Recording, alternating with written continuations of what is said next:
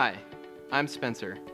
It can get really frustrating when you need to be somewhere and your car won't start.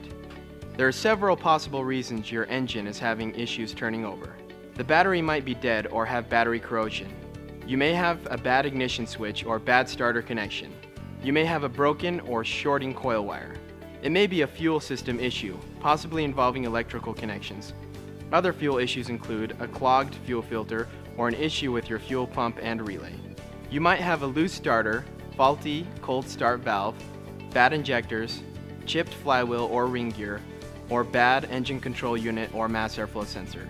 Your best bet at solving the problem is taking it into your nearest service station and having the car diagnosed and set straight, so you don't have to worry about whether or not your car needs a jump start in the morning.